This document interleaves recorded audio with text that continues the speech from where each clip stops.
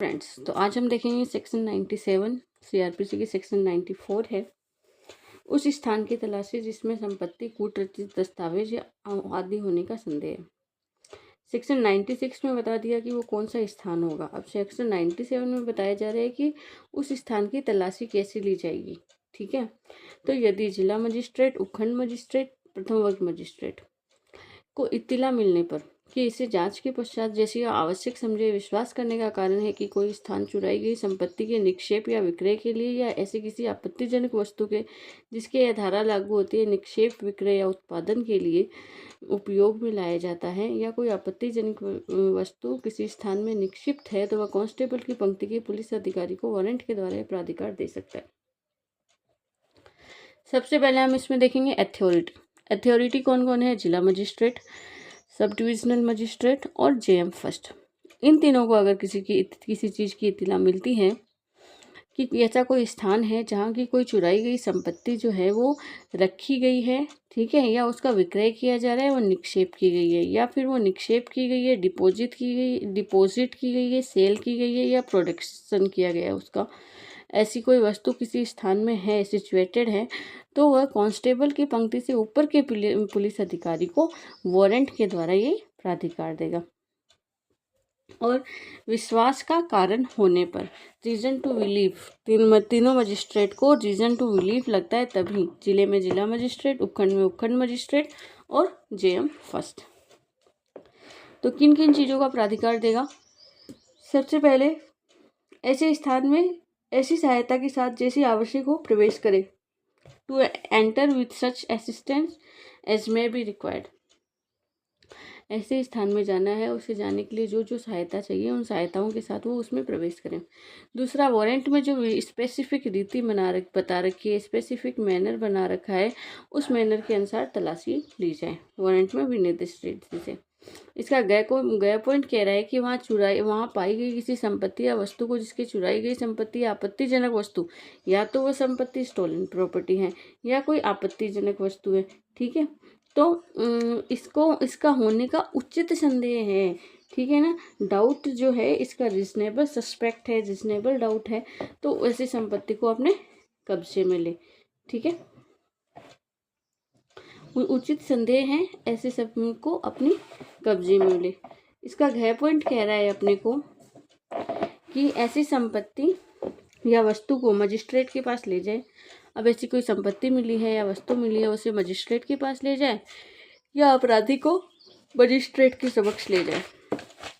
या अपराधी को क्या करें, मजिस्ट्रेट के समक्ष ले जाए, तब उसको उसी स्थान पर पहरे में रखे या अन्यथा किसी सुरक्षित स्थान पर रखे। वस्तु या वस्तु को सीज कर लो, कोई पर्टिकुलर व्यक्ति है उसको उस स्थान पर ले जाए, पहरे में रखे या किसी अन्य सुरक्षित स्थान पर पहरे में रखे, संपत्ति या वस्तु को मजिस्ट्रेट के समक्ष ले जाए, और वो जो अपराधी भी मिला है तो उस अपराधी को भी ले जाए। ये कांस्टेबल के ऊपर से पंक्ति के पुलिस अधिकारी के कार्य हैं। इसके अगले पॉइंट में बता दिया कि ऐसे स्थान में पाए गए प्रत्येक व्यक्ति को अभिरक्षा मिले। ऐसे स्थान पर कोई व्यक्ति पाया जाता है जैसे कि ड्रग्स वगैरह कुछ बन रहे हैं या कुछ इलीगल कोई काम हो रहा है, वहाँ पर पुलिस की छापेमारी पड़ती है, तो वहाँ जो व्यक्ति हैं उन सबको ही अभिरक्षा में लेना होगा। तो इन सब को अभिरक्षा में ले, मजिस्ट्रेट के समक्ष ले जाए, जिसके बारे में प्रतीत होता है कि वह ऐसे किसी संपत्ति या वस्तु का निक्षेप करेंगे, विक्रय करेंगे या उत्पादन के बारे में जानते हुए या संदेह करने का उचित कारण रखते हुए संसर्गी राय, वो ये जानता है कि ऐसी चीज़ अनलीगल है, आपत्तिजनक वस्तु है, चुराई गई संपत्ति है, जानते हुए भी उसमें सहभागी रहा है कि ऐसी संपत्ति को चुराई हुई संपत्ति या आपत्तिजनक वस्तु है जिसको यह धारा लागू होती है, तो उन सभी व्यक्तियों को कब्जे में कर लिया जाएगा, ठीक है, जिन व्यक्तियों को इन संपत्ति के बारे में, चुराई हुई संपत्ति आपत्तिजनक वस्तु का ज्ञान होते हुए भी वो उस पर संसर्गी रहा है, ठीक है, जिसको ये धारा लागू होती है। अब इसके सेकेंड क्लोज में हमें बताएगा कि आपत्तिजनक वस्तुएं कौन कौन सी है जिसको ये धारा लागू होती है। अब इसमें हमें वो आर्टिकल्स बता दिए जिसमें कि जो कि ऑब्जेक्शनेबल है। तो सबसे पहले काउंटरफिट कॉइन, कूटकृत सिक्का, काउंटरफिट कॉइन जो है, कूटकृत नकली सिक्का जो बनाया गया है, ये क्या है? आपत्तिजनक वस्तु है। सिक्का निर्माण अधिनियम 2011 के उल्लंघन में बनाए गए या सीमा शुल्क अधिनियम 1962 की धारा 11 के अधीन तत्समय प्रवर्तित किसी अधिसूचना में के उल्लंघन में भारत में लाए गए धातु खंड। ठीक है, सिक्का निर्माण अधिनियम के उल्लंघन में बनाए गए सिक्के या सीमा शुल्क अधिनियम के विरुद्ध अधिसूचना के उल्लंघन में भारत में लाए गए ऐसे कोई धातु खंड जिनसे कि सिक्कों का निर्माण किया जा सके। थर्ड में है कूटकृत करेंसी नोट, कूटकृत स्टाम्प। काउंटरफिट करेंसी नोट है या स्टाम्प है। ठीक है, कूटरचित दस्तावेज, फॉल्स डॉक्यूमेंट, नकली मुद्राएं, फॉल्स सेल्स। नेक्स्ट आ रहा है भारतीय न्याय संहिता 2023 की धारा 294 में जो अश्लील वस्तुएं बताई गई हैं वो, और इसका 6 पॉइंट कह रहा है कि कै से 6 तक के इस खंडों में उल्लेखित वस्तुओं में से किसी के उत्पादन के लिए प्रयुक्त की जाने वाली कोई उपकरण या सामग्री। तो इन सब चीज़ों को आपत्तिजनक वस्तुएं मानी जाएगी। आपत्तिजनक वस्तु सबसे पहले कूटकृत सिक्का, उसके बाद में सिक्का अधिनियम या सीमा शुल्क अधिनियम के अधीन लाए गए कोई धातु खंड, उसके बाद कूटकृत करेंसी नोट या स्टाम्प, फिर फॉल्स डॉक्यूमेंट, उसके बाद नकली मुद्राएं और फिर कोई अश्लील वस्तुएं। ये इसके 6 एलिमेंट्स हो गए, 6 ऐसे आर्टिकल्स हो गए जिनको आपत्तिजनक वस्तु माना जाएगा, ऑब्जेक्शनेबल आर्टिकल्स माना जाएगा। तो इसके ऊपर ऑब्जेक्शनल आर्टिकल्स के ऊपर क्वेश्चन आ सकते हैं। आगे है अपना सेक्शन 98 जो कि सीआरपीसी का सेक्शन 95 है कि कुछ प्रकाशनों के संप्रहित होने की घोषणा करने और उसके लिए तलाशी वारंट जारी करने की शक्ति। कोई ऐसा प्रकाशन है, मतलब कोई ऐसा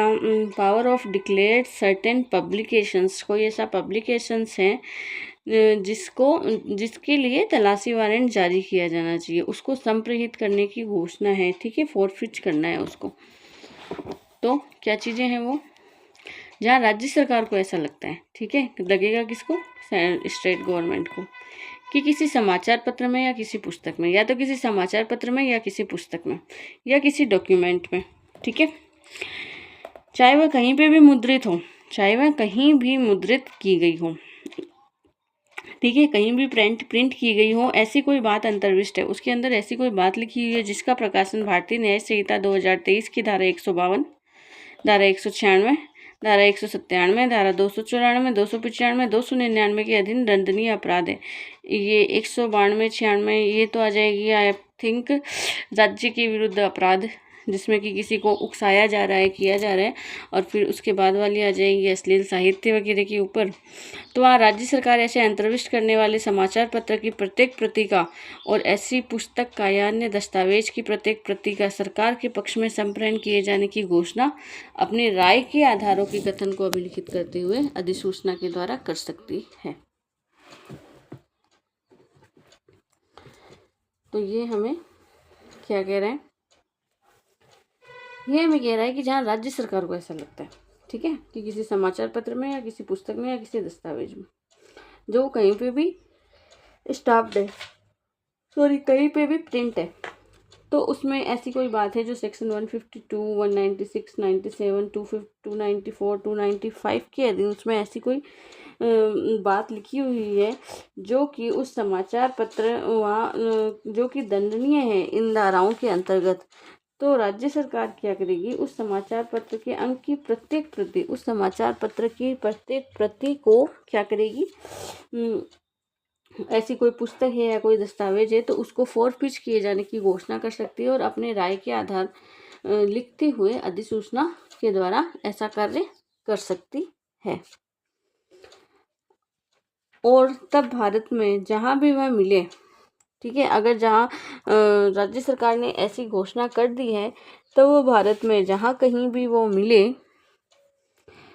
कोई भी पुलिस अधिकारी उसे अभिग्रहित कर सकता है। यहाँ पर्टिकुलर किसी पुलिस की रैंक नहीं बताई गई है, कोई भी पुलिस अधिकारी जो है वो उस चीज़ को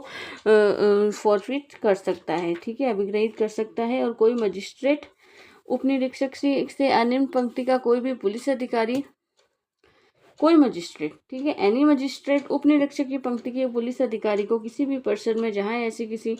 अंक की कोई प्रति या कोई पुस्तक या अन्य दस्तावेज है या उसके होने का उचित संदेह है, प्रवेश करने उसकी तलाशी लेने के लिए वारंट प्राधिकार कर सकता है। तो एनी मजिस्ट्रेट में भी warrant, any magistrate warrant authorised कर सकता है, एनी मजिस्ट्रेट में भी authorised warrant, any police officer, किसी भी पुलिस ऑफिसर को not below the rank of sub inspector, sub inspector के रैंक से बिलो का नहीं होना चाहिए, to enter upon the search of the some any premises, इस चीज़ के सर्च के लिए किसी भी जगह किसी भी प्राइमिसिस में परिसर में जाने के लिए, where any copy of such issue, इस विवाद की कॉपी कहीं पर है, या एनी सच बुक या अदर कोई डॉक्यूमेंट जो कि इस रीजनेबल सस्पेक्ट से जुड़ा हुआ है, तो कहीं पर भी तलाशी लेने का और प्रवेश करने का अधिकार प्रदान कर सकता है।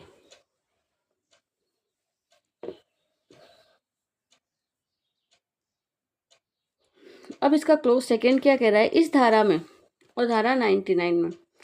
इस सेक्शन में और सेक्शन 99 जो इसके आगे आएगी उसमें समाचार पत्र और पुस्तक का क्या अर्थ होगा, जो कि प्रेस और पुस्तक रजिस्ट्रेशन अधिनियम, रजिस्ट्रीकरण अधिनियम 1867 में है। समाचार पत्र और इसकी डेफिनेशन दी हुई है पुस्तक की। और दस्तावेज से क्या अभिप्रेत है, तो दस्तावेज से रंग चित्र, रेखा चित्र या फोटो चित्र का दृश्य रूपन अभिप्रेत है। दस्तावेज की डेफिनेशन इसके अलावा आपने और कहाँ देख रखी है, इसके अलावा हमने दस्तावेज की डेफिनेशन देख रखी थी आईपीसी में, हमने देख रखी थी एविडेंस में। इस धारा के अधीन पारित किसी भी आदेश की या की गई किसी भी कार्यवाही को किसी न्यायालय में धारा 99 के उपबंधों के अनुसार ही पृष्ठगत किया जाएगा। अब इस धारा के अधीन कोई आदेश पारित किया गया या इस धारा के अधीन कोई प्रोसीडिंग की गई, तो उस प्रोसीडिंग को चैलेंज किस में किया जाएगा, उस प्रोसीडिंग को चैलेंज जो है वो सेक्शन 99 में ही किया जाएगा। ठीक है,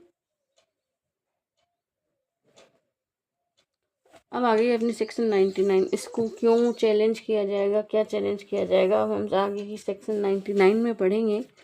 तो ये सेक्शन 99 क्या कहना चाह रही है, सेक्शन 99 जो है वही सीआरपीसी के सेक्शन 96 है। समयपरण की घोषणा को अपास्त करने के लिए उच्च न्यायालय में आवेदन, ऐसा कोई फीचर किया गया है तो उसकी घोषणा को अपास्त करवाना, ठीक है, उसके लिए सेट असाइड करवाने के लिए कहाँ आवेदन किया जाएगा, हाई कोर्ट में आवेदन किया जाएगा। तो किसी ऐसे समाचार पत्र, पुस्तक या अन्य दस्तावेज में जिसके बारे में सेक्शन 98 के अधीन समयपरण की घोषणा की गई है, कोई भी समाचार पत्र, पुस्तक या दस्तावेज जिसके बारे में समयपरण की घोषणा की गई है, हित रखने वाला कोई भी व्यक्ति, ठीक है, जब से ये राजपत्र में प्रकाशित हुआ है ना तब की तारीख से 2 माह के भीतर, ये 2 माह अवधि सीआरपीसी में थी, यहाँ कोई चेंजेस नहीं किया गया, इस घोषणा को इस आधार पर अपास्त करने के लिए उच्च न्यायालय में आवेदन कर सकता है कि ऐसे समाचार पत्र के उस अंक या उस पुस्तक या दस्तावेज में जो घोषणा की गई है इसमें कुछ ऐसी चीजें हैं, ऐसी कोई भी बात अंतर्विष्ट नहीं है जो कि भारतीय न्याय संहिता के अधीन दंडनीय हो। तो ऐसी कोई बात नहीं है, कौन करेगा, कोई व्यक्ति कर सकेगा, ठीक है,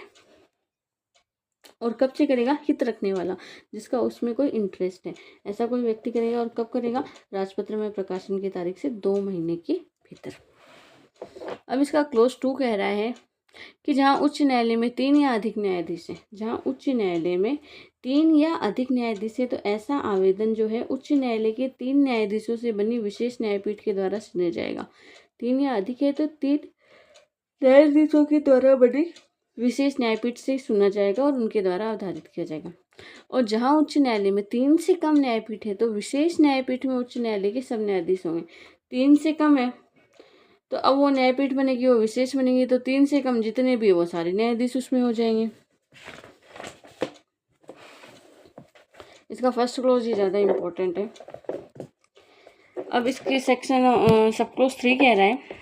कि किसी समाचार पत्र में ऐसे किसी आवेदन की सुनवाई उस समाचार पत्र में जिसकी बाबत संप्रेरण की घोषणा की गई अंतर्विष्ट शब्दों, चिन्हों, दृश्य रूपणों की प्रकृति या प्रवृत्ति के सबूत में सहायता के लिए उस समाचार पत्र की कोई भी प्रति साक्ष्य में दी जा सकेगी। तो इसको अगर हम वन लाइन में लिखे तो इसमें यही है कि समाचार पत्र के संबंध में अगर कोई सुनवाई हो रही है तो उस समाचार पत्र में कोई शब्द लिखा गया है, कोई ऐसा चिन्ह है या कोई ऐसा दृश्य रूपन है, तो ये सब चीज़ें सबूत के तौर पर, साक्ष्य के तौर पर न्यायालय में पेश की जाएगी और उसके तौर पर साक्ष्य समाचार पत्र की जो प्रति है वो न्यायालय में पेश की जा सकेगी। आगे इसका क्लोज 4 कह रहा है कि यदि उच्च न्यायालय का इस बारे में समाधान नहीं होता कि समाचार पत्र के उस अंक में या उस पुस्तक या अन्य दस्तावेज में जिसके बारे में आवेदन किया गया है कोई ऐसी बात अंतर्विष्ट है जो 98 की उपधारा 1 में है, तो वह संप्रेरण की घोषणा को अपास्त कर देगा। अगर हाईकोर्ट को ऐसा लगता है कि जिस बात के लिए फोरफिच किया गया है ऐसी कोई बात उस समाचार पत्र के उस अंक में या उस दस्तावेज में या उस पुस्तक में नहीं है, तो वह ऐसे फोरफिचर की घोषणा को सेट असाइड कर देगा, अपास्त कर देगा। उन न्यायाधीशों में से जिनसे विशेष न्यायपीठ बनी है, ठीक है, विशेष न्यायपीठ जिनसे बनी है, उनमें अगर कोई मतभेद है तो न्यायाधीशों की बहुसंख्या के अनुसार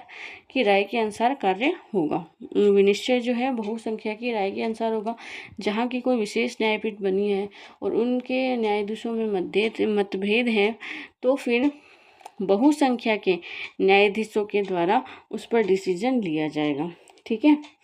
Where there is a differences of opinion among the judge forming the special bench, the decision shall be accordance with the opinion of the majority of the judge. जजों की मेजॉरिटी के द्वारा उसका डिसीजन किया जाएगा। ये थी अपनी सेक्शन 99।